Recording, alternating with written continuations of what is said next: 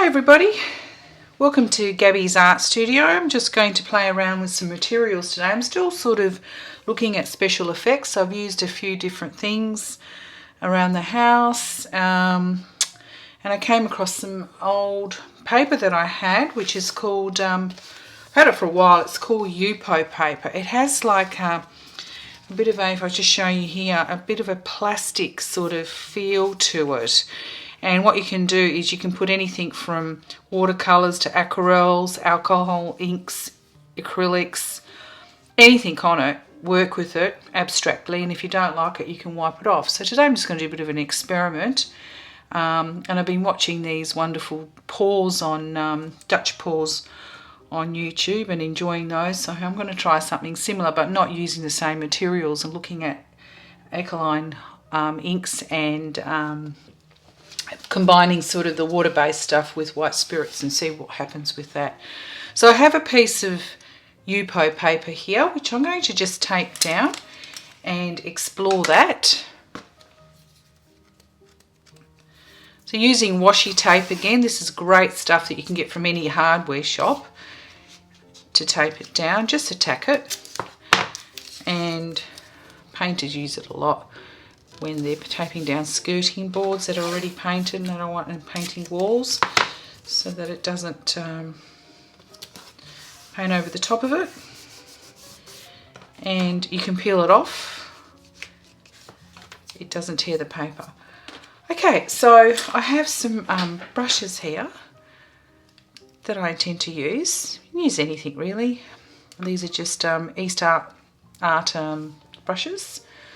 And these are one of my favourite brushes. They're called Squirrel Mop brushes. I use them a lot in watercolour with a little bit of a tip. They sort of do a lot of things. They're quite wide and then form a really nice tip, and you can get really nice fine lines with them. It's basically to push the pigment around the page. So I have a little bit of water here, and I'm going to, it would be good if I had an eyedropper, but as usual I don't have one, so I'm going to use a brush. If you happen to come across a little eyedropper you can. So these are some Ecoline inks. They come in a little packet, and what I'm going to try and do is, I would suggest just to limit your colour. Sometimes you get a little bit excited with all the colours and then it just turns into mud. So maybe looking at cool colours, your analogous colours on the colour wheel.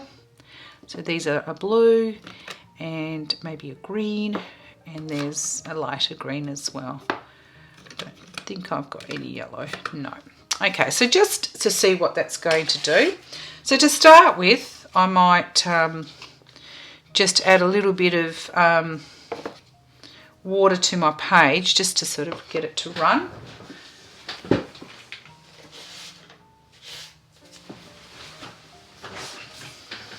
I use one of these Westart Hake brushes, so just some clear water, wet it. Okay, it's not like watercolour where it absorbs it. It's like, actually, it feels like plastic. And then just let it do its own thing for a little while. You don't want too much water, literally. You just want to dilute the ink just a little bit. And that's why an eyedropper, because it's so intense, an eyedropper is probably the best thing to use. Or if you've got little jars with eyedroppers in it, that's even better. Okay, so what you might do is you might sort of pop some of that ink on, let it do what it wants to do. And then I'm just going to use some of these white spirits. This is a bit of an experiment. So I've used terps in the past. I just want it to sort of act as a bit of a resistance. So I'm just going to put a tiny bit and see. Wow. See, it just creates something completely different. Okay, so you could put that in a spray bottle and you could spray and see what happens. So what I'm going to do here, I'm using some olive oil, believe it or not. I don't have anything else at home, so I just want to see whether it's creating. It is creating a bit of a resistance. So the more you put, all right. Then you can play around with it. So using my brushes, I can play and bring these out, okay? Now you need to work fairly flat with this.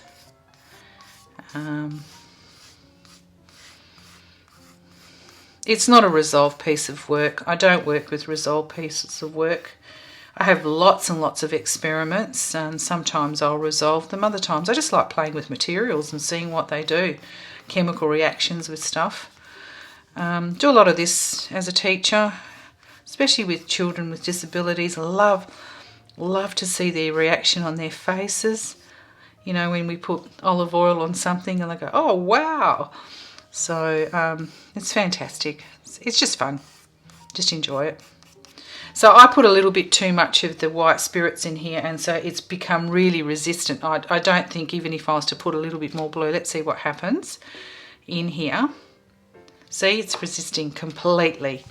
So maybe an eye drop would be the best thing, not, you know, just to drop it in rather than what I just did. But I think that still looks pretty cool. Okay, so what I might do is I might add a little bit of a green. Not too fussed, where I just put a little bit of this lovely, it's a deep green.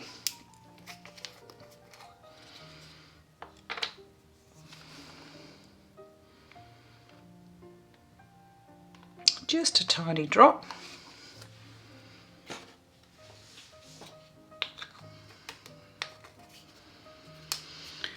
Okay, I might dilute it just a touch.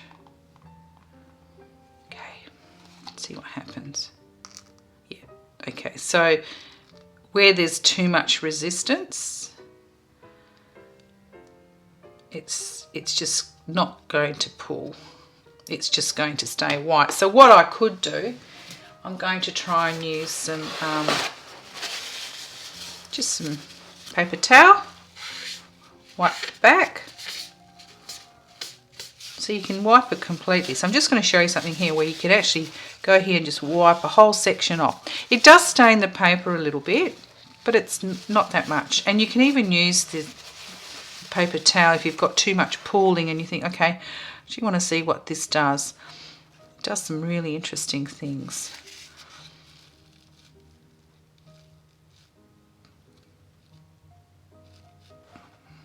Okay, I do like some of the areas to be quite intense in colour, because this will dry up quite a lot lighter than what it is at the moment. So I've pulled up some excess white spirits here. Now you can use anything that's resistant. I've tried the extra virgin olive oil and I've tried the white spirits. I think you can try terps, you can try thinners. Perhaps even some glues. Just sort of have a look around at home and see what you have. Just explore it. It's fun. You know, if you cut this up and make a really lovely card, that's what I'm thinking. Alright. Well, you can work back into it, you know, with paints and things. So you can add acrylics to it. You can draw with paint pens, all sorts of things. So I've just lifted it and I'm going to try again, just with a brush, to see if I was to paint in there. Okay, so I've lifted it. It does work. So I might try and pop. See if I can. There's still a little bit of a resistance. So we'll try again and lift a bit more. And if you don't like what you've done, this paper is awesome. You can actually clear it out completely and just start again.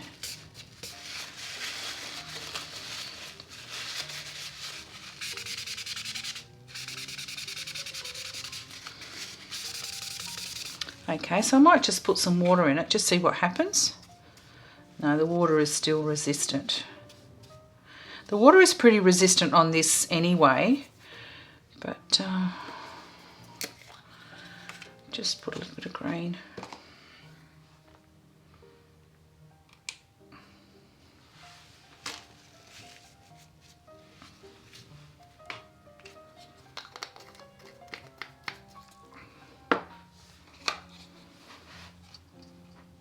Okay, yep, it's still resistant, but it's allowing me to put some ink before it was completely resistant. That's quite nice. Okay. I'm just going to put a little bit of this other green. Try and clear. Make sure you don't put your brushes in the different inks because it does change the colour. Okay. Slightly different. It's a lighter green. It's actually quite pretty when you flick it. That looks lovely. Lovely.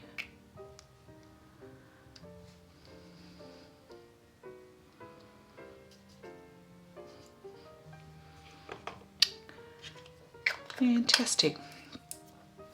And then with another brush, you can swivel all the colours through. Just work the colours. This is the fun bit, where you just let it run into each other. Now in here, I can't get any paint to go in here because it's still resistant.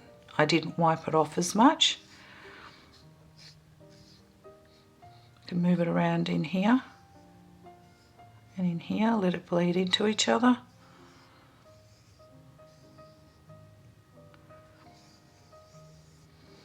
Sometimes this takes a couple of days to dry.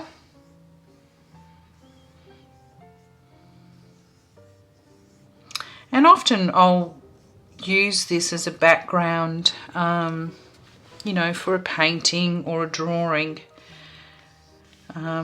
Even not necessarily using pencil, but drawing back in with similar colours and creating a surface background. You can control it if you wish. I wish not to control it. I just want something really abstract at the moment. I'm trying to balance out the colours a little bit, so I have a little bit of this cerulean blue, this what I call apple green, and then you have your teal colours running through it. So just to create a little bit of uniformity in here. And having a look at this. And it's all about having lots of fun with paints and inks.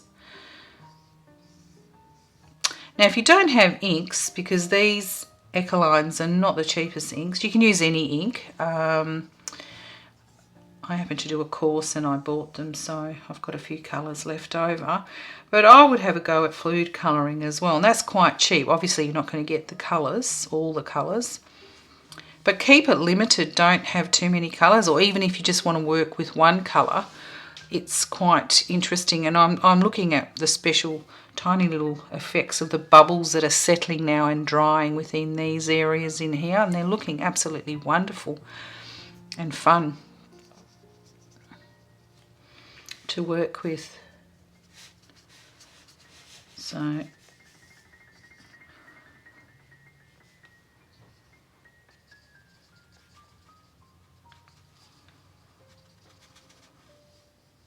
okay, so that's almost done. You can continue for hours, but what I'm going to show you now is I'm going to wipe one section of it completely so that you know that if you make a mistake, it's okay. So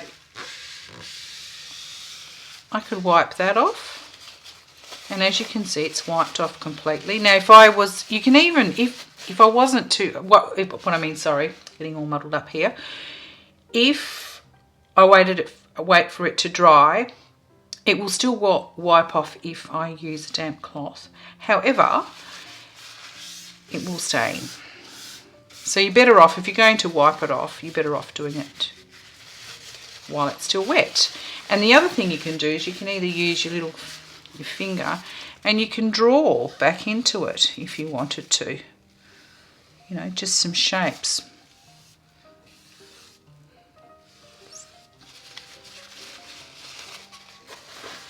I normally use a piece of fabric. It's a bit easier than the paper towel. But just to give you the idea of how you can wipe it back, you know, if you want something to come through. So we call this wiping out method. And a lot of oil painters do this as well, where they apply sepia tones to paint to a whole board, and then instead of you sort of don't know what's the matter with me today, sort of working with positive and negative spaces. Okay. So on the paper here, although this was a plastic paper, it's not the same as the Yupo. It won't wipe away. So this time I've shown you how to wipe it away. I'm going to apply more water to it. And I'm going to apply some more of this ink and see what happens. Okay, so there's a resistance. So what I've learnt from this is that you probably need to put the white spirits at the very beginning in a little container with, or jar with some an eyedropper, so you're not using a lot, and it's not creating as much of a resistance, because you actually do want some of the areas, well I do, to pull like that, and that looks quite nice. Now this is great, the olive oil, doesn't matter what it is, because it does you can just do tiny little areas and it just creates those little cells that you're looking for. Okay, so if you have a look at that, it's an interesting piece. It's playing around. It's good to play around with different mediums. So I won't put it down exactly. I often use viewfinders just to see, you know, what it's going to look like. And you can have a whole series of these and make up a whole wall of different colours. And then I'll often take them off to a print shop and get them exploded into something quite big, into big prints. Work back into them, keep working back into them. So these are just little experiments I'm playing with at the moment. I kind of like this area up here too as a very small area. Just move this out the way, just in there. In here. So that looks really interesting in there, that you can actually play with. So I'm going to leave this dry and come back to it when it's a little bit dry and see what else I can do to it. Maybe add a few more layers, or may even decide just to leave it as it is. Give us a like if you enjoyed this video.